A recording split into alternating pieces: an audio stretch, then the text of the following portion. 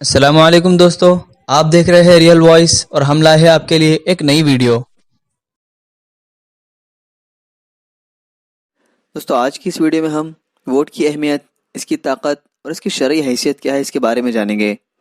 دوستو ووٹ ڈالنا آج سے یا پھر کچھ سالوں سے شروع نہیں ہوا بلکہ 1951 سے چل رہا ہے، اور 1951 سے عمل میں آنے والے قانون کے مطابق رائے دہی یعنی ووٹ دینے کی عمر 21 سال تھی، جو بعد میں 1988 میں 18 سال مقرر کر دی گئی۔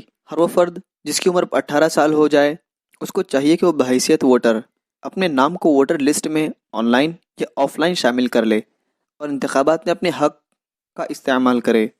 دوستو جمہوری ملک میں ووٹ ایک مقدس حیثیت ہی نہیں رکھتا بلکہ ایک زبردست طاقت بھی رکھتا ہے۔ 1994 میں صرف 17 ووٹوں کی اکثریت سے ایک ریاست میں نوجوان نے لوک سبھا کے لیے جیت حاصل کی، اور اس طرح 1990 میں بھی صرف 9 ووٹوں سے ایک کینڈیڈیٹ کو آندھرا پردیش میں لوک سبھا کے لیے منتخب کیا گیا۔ دوستو مثالیں تو بہت ہے، ہم آپ کو بتانا یہ چاہتے ہیں کہ اپنے قیمتی ووٹ کا استعمال کریں، اور ووٹ کا استعمال ہمارا سنجیدہ فریضہ ہے جسے ہمیں سنجیدگی سے لینا چاہیے۔ جمہوری نظام کے لیے ووٹنگ میں بڑھ چڑھ کر حصہ لیتے رہے تاکہ ہر طرف امن و سکون کا بول بالا ہو۔ امن کا مطلب صرف لڑائی ختم ہو جانا نہیں ہوتا، بلکہ امن تب ہوتا ہے جب سب خوشحال ہو، بھلے ہی وہ کسی بھی ذات، مذہب، جنس اور سماج کے آدمی ہو۔ دوستو نئی Delhi, all India Muslim advocates forum for justice کی جنرل سیکریٹری اور سپریم کورٹ کے وکیل سرفراز احمد صدیقی نے ملک کے عوام اور خاص کو یہ کہا ہے کہ اگر وہ اپنے حقوق حاصل کرنا چاہتے ہیں تو وہ اپنی ووٹنگ کی شرح 100% تک کر لے۔ انہوں نے کہا ہے کہ ہمارا رویہ عام طور پر شکوے کا رہتا ہے، لیکن جب کسی چیز کی تبدیلی کا وقت آتا ہے تو ہمارا رویہ مایوس ہو جاتا ہے اور اس تبدیلی کے لیے اپنی بھرپور شراکت نہیں کرتے، یا پھر یہ کہہ لیجئے کہ اس تبدیلی کے وقت میں ہم مدد نہیں کرتے، جس کی وجہ سے نظام میں وہ تبدیلی آ جاتی ہے جو ہمارے لیے نقصان دہ ہوتی ہے، جو ہم نہیں چاہتے ہیں۔ انہوں نے یہ بھی کہا ہے کہ جب انتخابات کا وقت آتا ہے، نظام میں تبدیلی کا وقت ہوتا ہے اور مختلف خانوں میں تقسیم ہو کر ہم اپنی حیثیت گنوا بیٹھتے ہیں اور زندگی بھر پھر کوستے رہتے ہیں۔ دوستو ووٹ دینے میں ہر فرد کو چاہیے، وہ ملک کا بادشاہ کا بیٹا ہو یا کوئی غریب، ووٹ کی حیثیت سب یکساں رکھتے ہیں، یہ حق سب کو ہوتا ہے۔ دوستو یہ ایسی طاقت ہے کہ اگر عوام یہ طے کر لے کہ ہمیں صحیح فرد کو ووٹ دینا ہے تو یہ 100% ممکن ہے۔ دوستو یہ حیثیت، یہ طاقت مسلمانوں نے آج مختلف طبقوں، فرقوں، مسلکوں اور ذات پات میں بٹ کر یا اپنا ایمان کھو کر یا انتشار کا شکار ہو کر یہ حیثیت مسلمانوں نے کھو دی ہے۔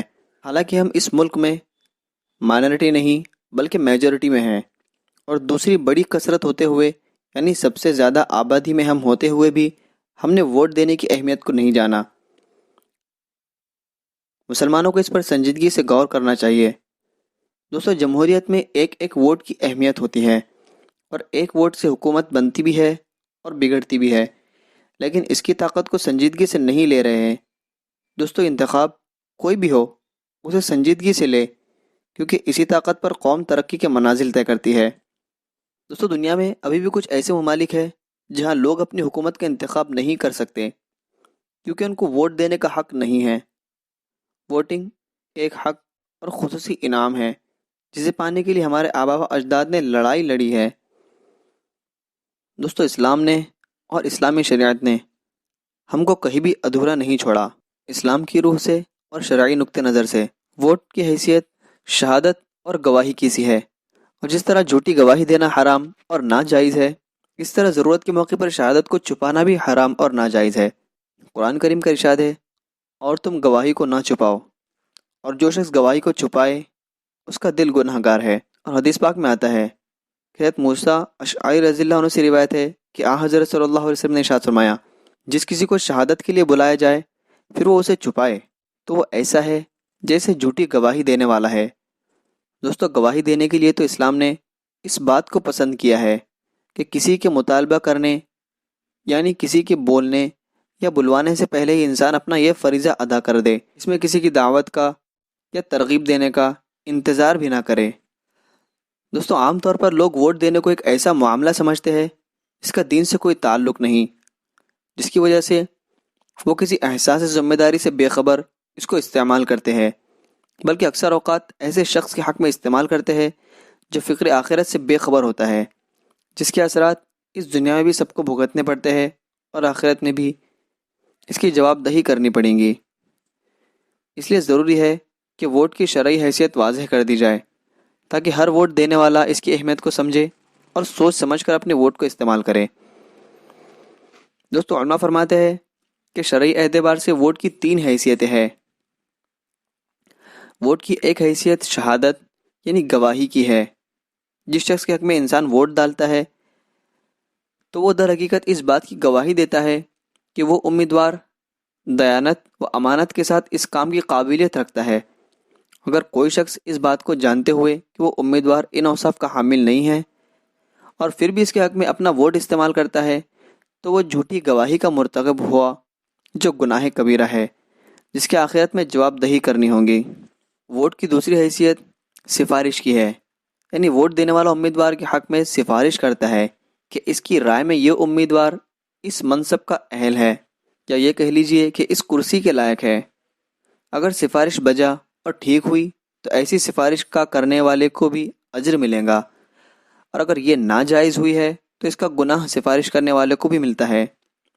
اس پہلو سے بھی ووٹ دینے والے کو یہ جان لینا چاہیے کہ اگر اس کا ووٹ کسی نااہل اور بددین کو پڑ گیا تو اس کے ذریعے ہونے والے تمام تر برائیوں میں وہ بھی اس کا شریک سمجھا جائے گا، اس کا وہ آخرت میں جواب دہ ہوگا۔